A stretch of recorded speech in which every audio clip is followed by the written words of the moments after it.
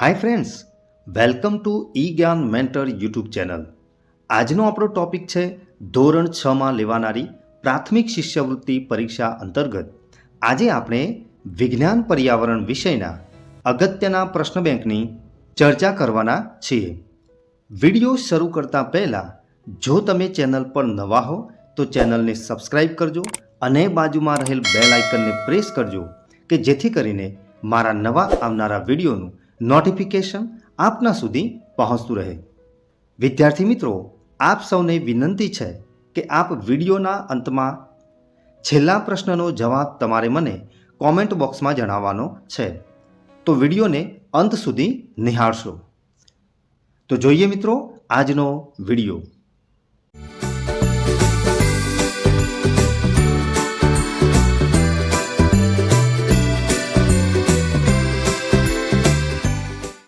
પ્રશ્ન 1. કબૂતર કયા પ્રકારનું પંખી છે? 4 ઓપ્શન છે. એ ભૂચર, બી જળચર, સી ખેચર કે પછી ડી ઉભયજીવી. તો આ પ્રશ્નનો સાચો ઓપ્શન આવશે સી ખેચર.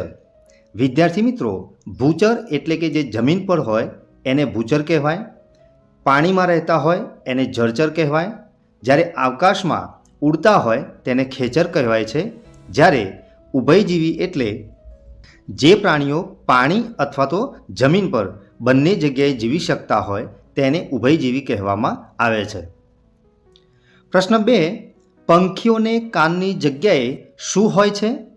4 ઓપ્શન છે. એ છિદ્ર, બી પાંખ, સી ચાંચ, ડી કાન. તો આ પ્રશ્નનો સાચો ઓપ્શન આવશે એ છિદ્ર. પ્રશ્ન 3 છે. કાચબો એ કયા પ્રકારનું પ્રાણી છે? 4 ઓપ્શન છે. એ જળચર પ્રાણી, બી ઉભયજીવી, સી ખેચર કે પછી ડી ભૂચર. તો આ પ્રશ્નનો સાચો ઓપ્શન આવશે બી ઉભયજીવી.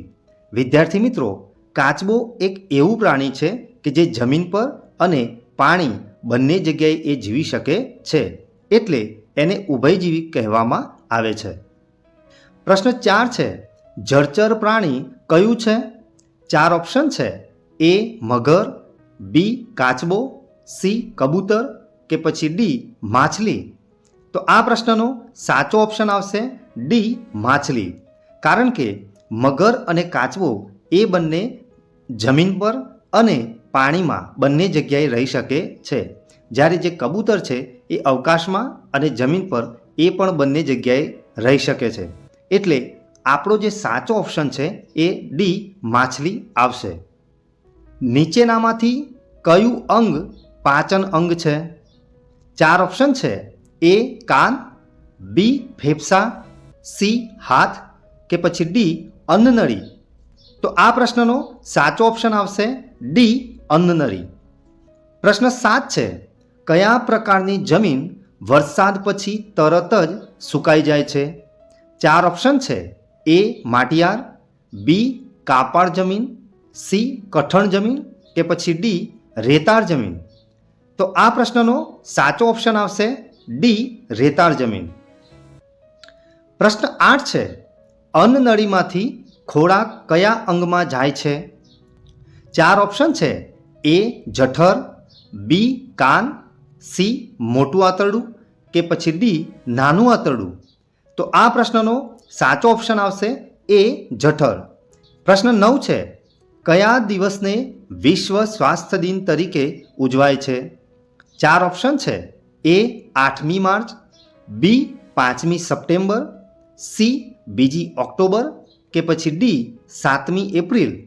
તો આ પ્રશ્નનો સાચો ઓપ્શન આવશે ડી 7મી એપ્રિલ. પ્રશ્ન 10 છે. માછલી પકડવા માછીમાર શાનો ઉપયોગ કરે છે? 4 ઓપ્શન છે. એ ઝાડની ડાળી, બી ઝાડ, સી લોખંડની લાકડી કે પછી ડી એક પણ નહીં. તો આ પ્રશ્નનો સાચો ઓપ્શન આવશે બી ઝાડ. પ્રશ્ન 11 છે. ઢોકળા બનાવવા માટે નીચેનામાંથી કઈ રીતનો ઉપયોગ કરશો? 4 ઓપ્શન છે. એ તળીને, બી બાફીને, સી શેકીને કે પછી ડી એક પણ નહીં. તો આ પ્રશ્નનો સાચો ઓપ્શન આવશે બી બાફીને. પ્રશ્ન 12 છે, નીચેનામાંથી શું કડવું ન હોય? 4 ઓપ્શન છે. એ મેથી, બી કારેલા, સી લીમડો કે પછી ડી મરચું. વિદ્યાર્થી મિત્રો, અહીંયા આપણને શું કડવું ન હોય એવો પ્રશ્ન પૂછવામાં આવ્યો છે, એટલે સાચો ઓપ્શન આવશે ડી મરચું, જે સ્વાદે તીખું હોય છે. પ્રશ્ન 13 છે, હળદરનો સ્વાદ કેવો હોય છે? 4 ઓપ્શન છે.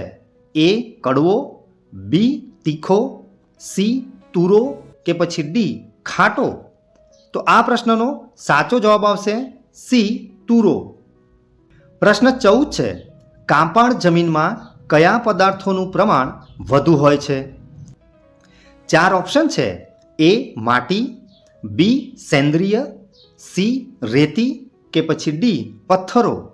તો આ પ્રશ્નનો સાચો ઓપ્શન આવશે બી સેન્દ્રિય. પ્રશ્ન 15 છે, રક્તવાહિનીઓના મુખ્ય કેટલા પ્રકાર હોય છે? 4 ઓપ્શન છે. એ 3, બી 2, સી 4 કે પછી ડી 5. તો વિદ્યાર્થી મિત્રો, આ પ્રશ્નનો જવાબ તમારે મને કોમેન્ટ બોક્સમાં જણાવવાનો છે. તો વિદ્યાર્થી મિત્રો, આપણે જે આજે પ્રશ્નોની ચર્ચા કરી એ પ્રશ્નોમાં તમને સંપૂર્ણ ખ્યાલ આવ્યો હશે.